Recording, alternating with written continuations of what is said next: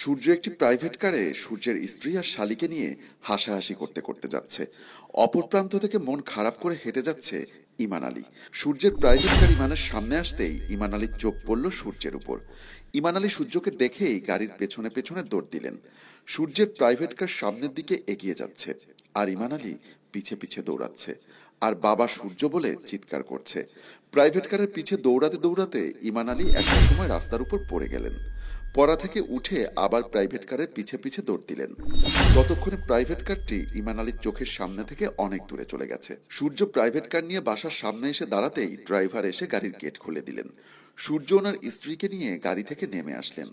অপর প্রান্ত থেকে সূর্যের শালী সেবাও গাড়ি থেকে নেমে সবাই মিলে হাসাহাসি করতে করতে বাড়ির ভেতরে গেলেন।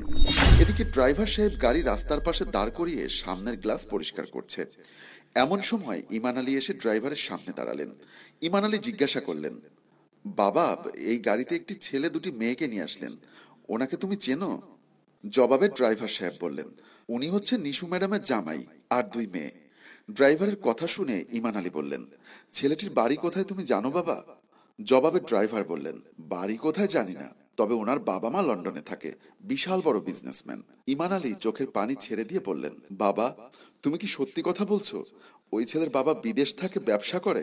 জবাবে ড্রাইভার বললেন, দেখেন চাচা, আমি তো ওনাদের ড্রাইভার, অত কিছু জানি না। আমি যতটুকু জানি আপনাকে ততটুকুই বললাম। নিশু ম্যাডামের জামাইয়ের বাবা বিদেশে থাকে, বিশাল বড় ব্যবসা করে। আপনাকে তো ভালো চিনলাম না, আপনি কে আর কেনই বা আমার ম্যাডাম আর স্যারের বিষয়ে এত কিছু জিজ্ঞাসা করছেন? ইমান আলী বলতে লাগলেন, এমনিতে বাবা, বড় লোকের বিষয় তো, তাই জিজ্ঞাসা করলাম। ইমরান ইমান আলীর চোখের পানি দেখে বলতে লাগলেন, চাচা, আপনার চোখে পানি? জবাবে ইমান আলী বললেন, এমনিতেই বাবা, গরিব মানুষ তো, এমনি এমনি চোখের পানি গড়াইয়া পড়ে। ইমান আলী এই কথা বলে চোখের পানি মুছে ওখান থেকে চলে আসলেন। ইমরান ইমান আলীর চোখের পানি দেখে চিন্তা করতে লাগলেন, এমনি তো কারো চোখে পানি আসে না, ওনার চোখের পানির রহস্যটা কি?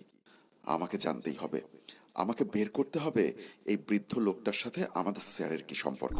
ড্রয়িং রুমে সবাই বসে আছে, সূর্যের শাশুড়ি ও সূর্যের বউ ও শালী। হঠাৎ সূর্যের স্ত্রী জান্নাত বলে উঠলেন, জানিস সেফা, তো দুলাভাই না আগামী মাসে ঘুরতে আমাদেরকে অস্ট্রেলিয়া নিয়ে যাবে। জবাবে সেফা বলল, সিরিয়াসলি? জান্নাত বলতে লাগলেন, এই তুমি গাড়ির ভেতরে বললে না আগামী মাসে আমাদেরকে অস্ট্রেলিয়া ঘুরতে নিয়ে যাবে? সূর্য আমতা আমতা করে বললেন, হ্যাঁ বলেছি তো, তোমাদেরকে আমি অস্ট্রেলিয়াতে ঘুরতে নিয়ে যাব। সূর্যের কথা শুনে সূর্যের শাশুড়ি বলতে লাগলেন, সূর্য, শুনেছি তোমার বাবা মা বিদেশে থাকে, কই একদিন তো তোমাকে ফোন করতে দেখলাম না, আর তুমিও তো তোমার বাবা মায়ের সাথে কথা বলো না, কারণ কি?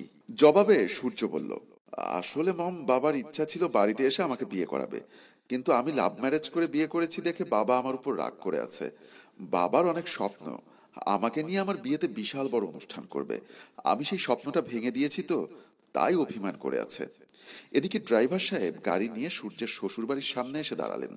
গাড়ি থেকে নেমে গিয়ে অন্য পাশের গেট খুলে ইমান আলীকে গাড়ির ভেতর থেকে বের করলেন। ইমান আলী বললেন, এ কি বাবা, তুমি আমাকে কোথায় নিয়ে আসলে? জবাবে ড্রাইভার বললেন, চাচা, ভেতরে চলুন। ড্রাইভারের কথা শুনে ইমান আলী বললেন, না বাবা, আমি ভেতরে যাব না। ড্রাইভার একটু বুঝিয়ে ইমান আলীর হাত ধরে টানতে টানতে বাড়ির ভেতরে নিয়ে গেল। তখনও ড্রয়িং রুমে বসে সূর্য সকলের সাথে কথা বলছিল। ড্রাইভার ড্রয়িং রুমের সামনে গিয়ে বলতে লাগলেন, ম্যাম, ভেতরে আসবো? জবাবে বিজনেসম্যান বললেন, কে ড্রাইভার? ও হ্যাঁ, ভেতরে আসো। ড্রাইভার ইমান আলীকে নিয়ে ড্রয়িং রুমে প্রবেশ করলেন। ইমান আলীকে দেখে জান্নাত বলতে লাগলেন, কি ব্যাপার, আপনি ওনাকে নিয়ে এসেছেন? কে উনি? জবাবে ড্রাইভার বললেন, উনি হচ্ছেন আমাদের স্যারের বাবা। ড্রাইভারের মুখে এমন কথা শুনে সকলে রাগান্বিত অবস্থায় দাঁড়িয়ে পড়লেন। সূর্য তখনও বসেছিল, রেগে সাপের মতো ফুলতে ফুলতে দাঁড়িয়ে বলতে লাগলেন, কি যাতা বলছেন আপনি? আমি ওনাকে চিনি না। তুমি কিন্তু অনেক বেড়ে গেছো, একজন অপরিচিত লোককে এভাবে ড্রয়িং রুমে নিয়ে এসেছো। জবাবে ড্রাইভার বললেন, স্যার, আপনি কি অস্বীকার করতে পারবেন উনি আপনার জন্মদাতা পিতা না? সেদিন আমি চাচার কাছ থেকে সবই শুনেছি, আপনি ওনার জন্মদাতা, একমাত্র ছেলে সূর্য। আপনি বাবার সাথে অবিচার করছেন, আপনি সন্তান হয়ে বাবার সাথে এমন অবিচার করতে পারেন না। আপনাকে অবশ্যই স্বীকার করতে হবে এই বৃদ্ধ লোকটি আপনার জন্মদাতা পিতা। ড্রাইভারের কথা শুনে সূর্য ড্রাইভারকে ধমক দিয়ে বললেন, চুপ করো, আর একটা কথাও বলবা না।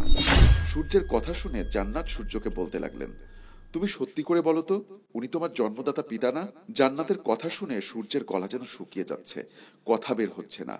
তবুও আস্তে আস্তে লাজুক লাজুক অবস্থায় বলতে লাগলেন, না, আমি ওনাকে চিনি না। সূর্যের শালী ইমান আলীর দিকে তাকিয়ে বলতে লাগলেন, মা, আমি 100% শিওর এই লোকটি হচ্ছে দুলাভাইয়ের বাবা। আমি দুলাভাইয়ের কাছ থেকে মোবাইল নিয়ে যখন গেম খেলতাম, তখন দুলাভাইয়ের সাথে ওনার একটা ছবি দেখেছিলাম।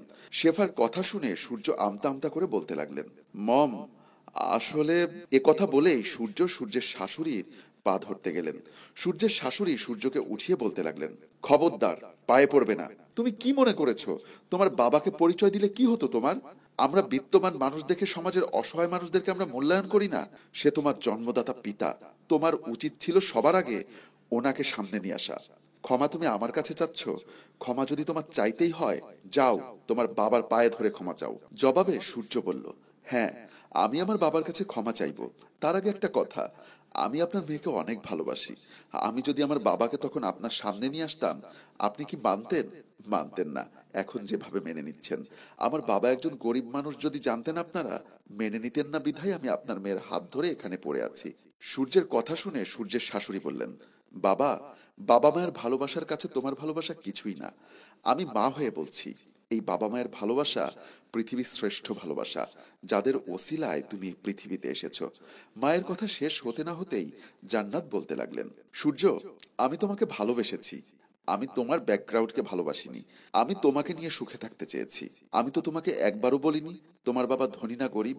আরে, অর্থ সম্পদের লোভে পড়ে তুমি যদি তোমার বাবাকে ভুলে যেতে পারো, তাহলে তো আমাকেও একদিন ভুলে যেতে পারবে, তাই না? এখনো সময় আছে। মা যেটা বলছে সেটা করো। তুমি বাবার পা ধরে ক্ষমা চাও। বাবা যদি তোমাকে ক্ষমা করে, তাহলে আমরাও তোমাকে ক্ষমা করে দিব। জান্নাতের কথা শুনে সূর্য দেরি না করে বাবার পায়ে পড়ে হাও মাও করে কান্না করতে লাগলেন। যেই বাবা শিশু হতে লালন পালন করে এত বড় করেছে, সেই ছেলের কান্না কি আর বাবার সহ্য হয়?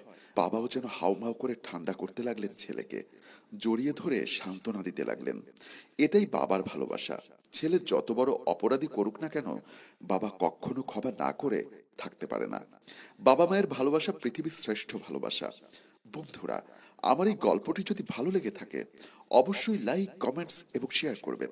ধন্যবাদ।